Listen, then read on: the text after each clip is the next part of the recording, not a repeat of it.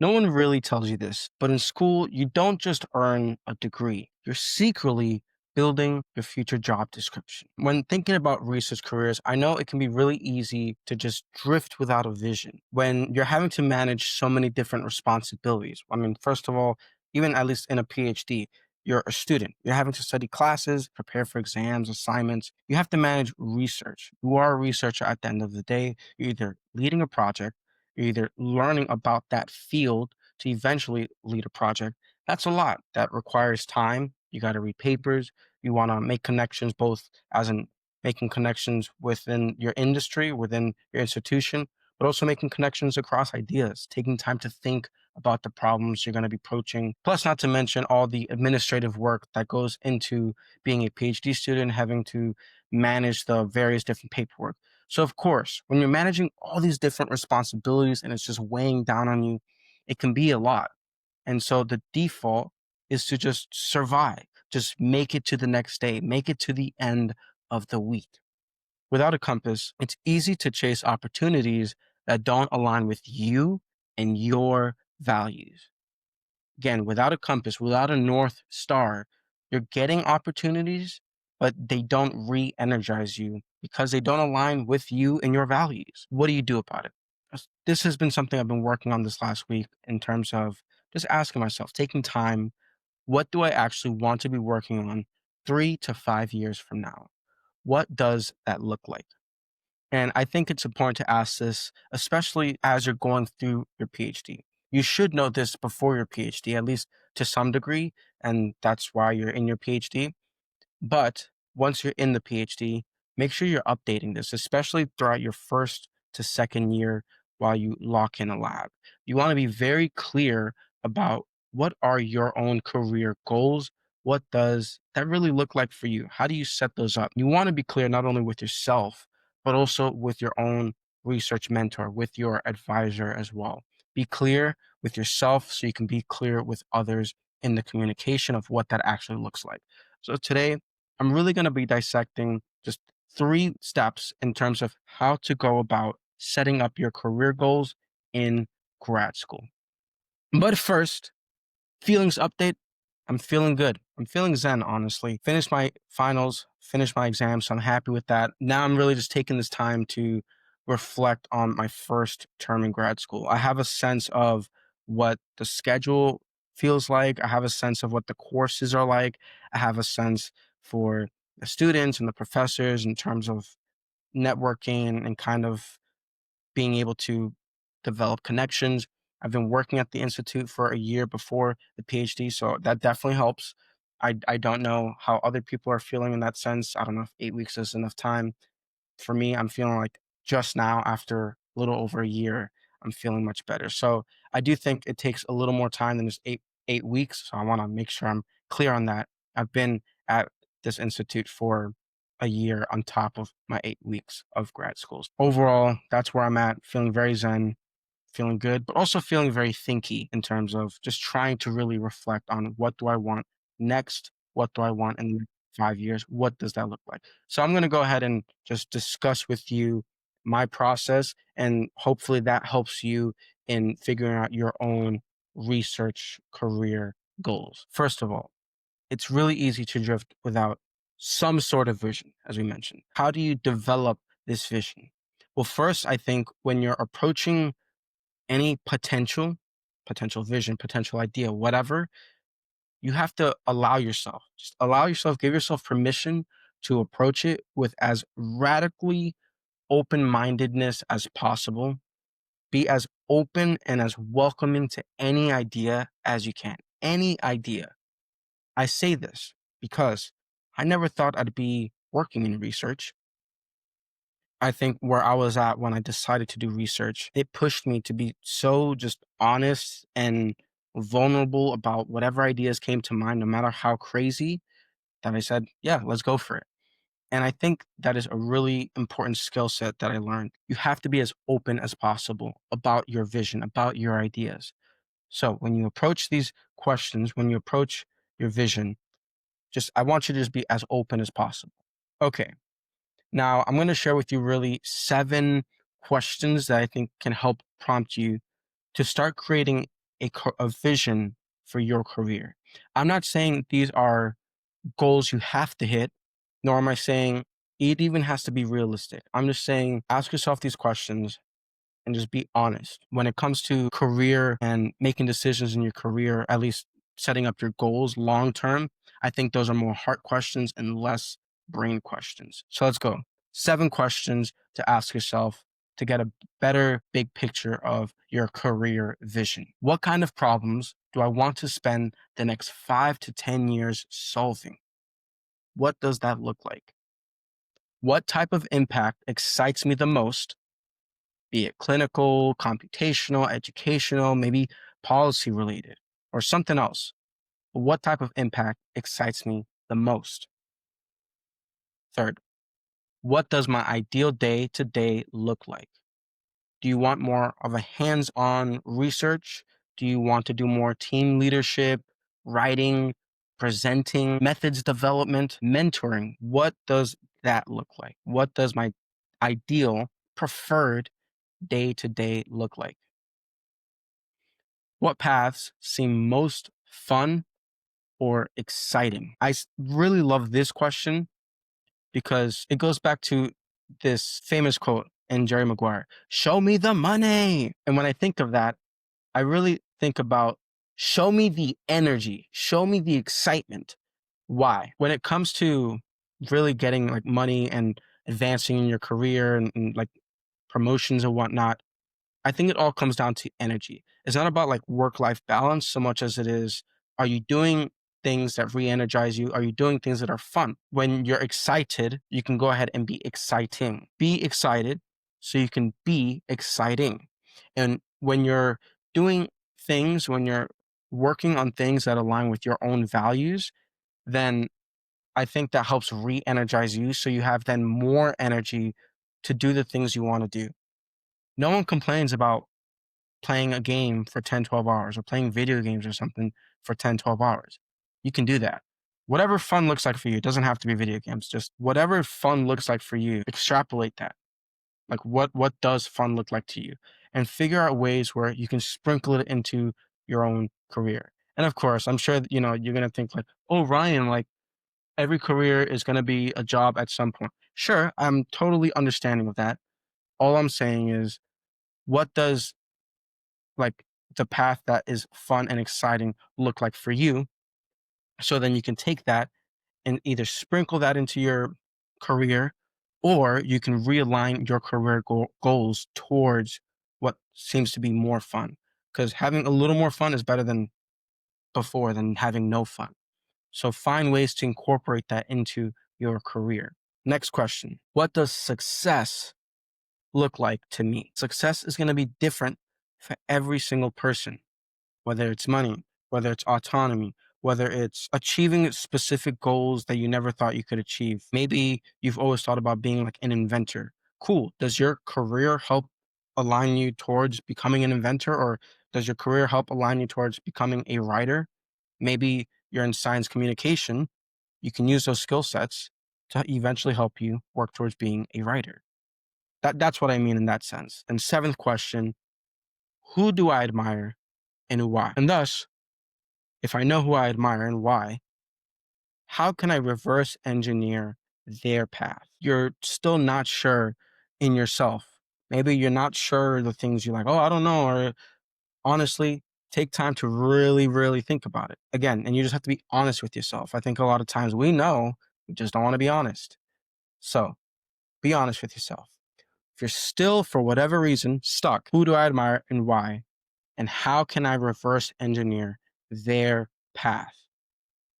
And now, when it comes to really doing the reverse engineering, I think about now you can go ahead and develop a career map, developing your career map. In other words, how to reverse engineer your own career interests. So think in terms of problems you want to solve or roles that excite you. Notice a common theme here: excitement, fun.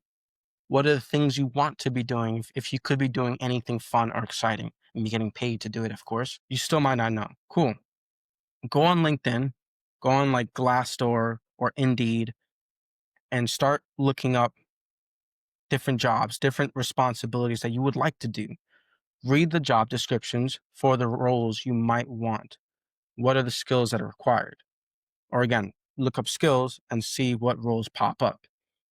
See what that looks like and get a few ideas.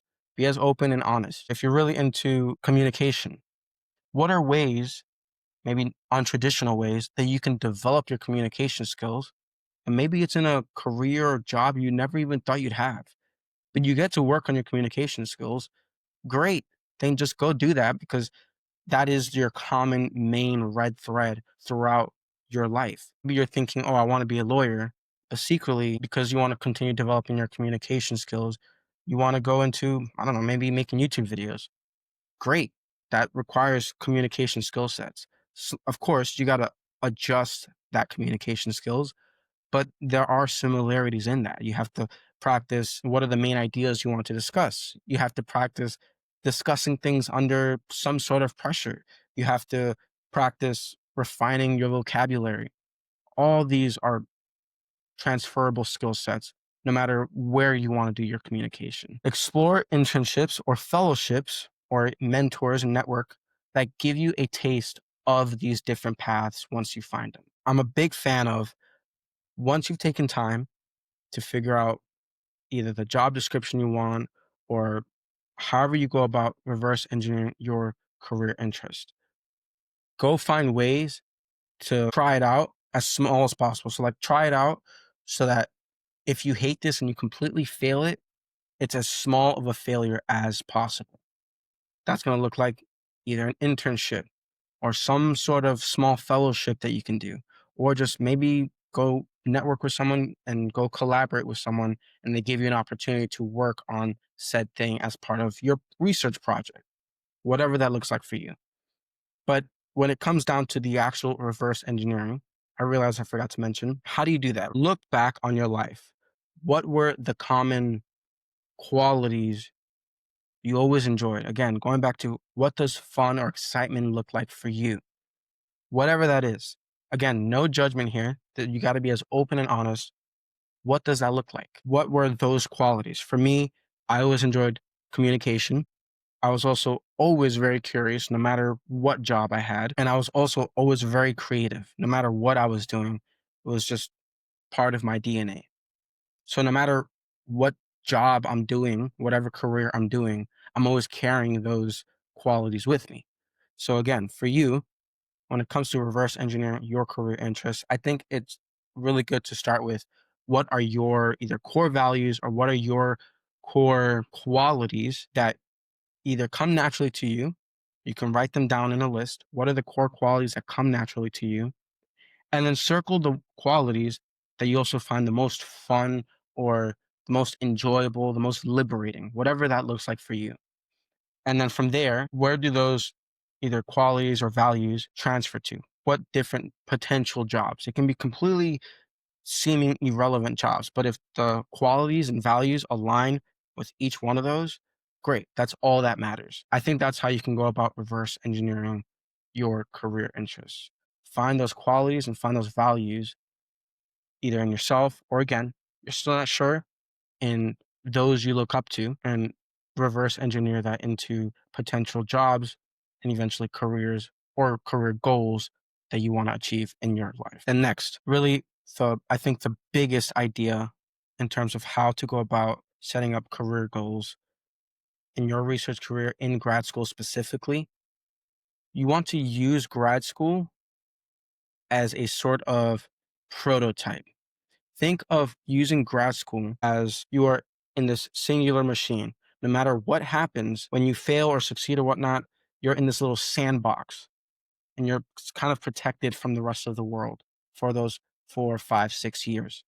So use that time as a way to develop prototypes of the things you want to do, of the things you want to try out, whatever that looks like for you.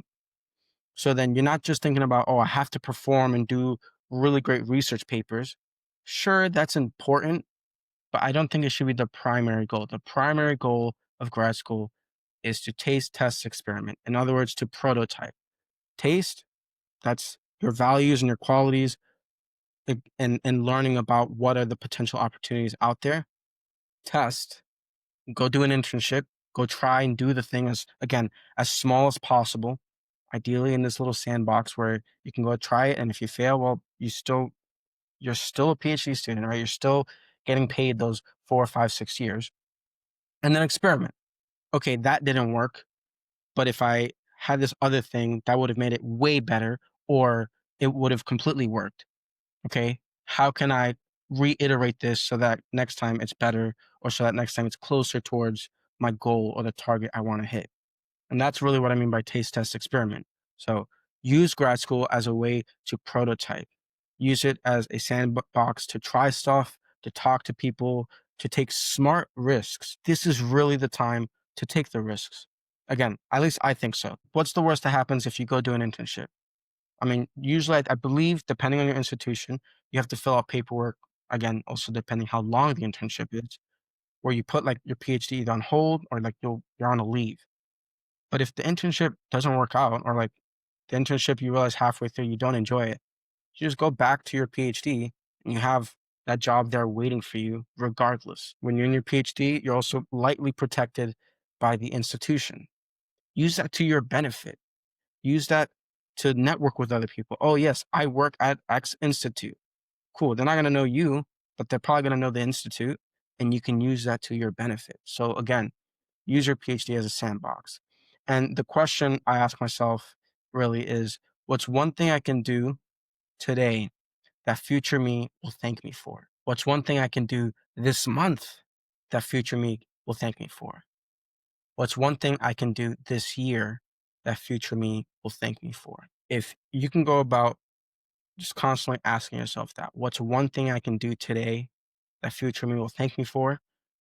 You get those 1% increases. Even if you fail, you're in this sandbox, but you're taking time each day because a PhD is long. You're taking time each day to continually sharpen your skill sets, to continually fail and improve and work your way upwards. Again, whatever that looks like for you. So when it comes to really developing your career goals, specifically in grad school at least, it's easy to drift without a vision. So develop a North Star, develop your compass. The way you do that, the way you develop your vision, your career vision, is to develop a career map.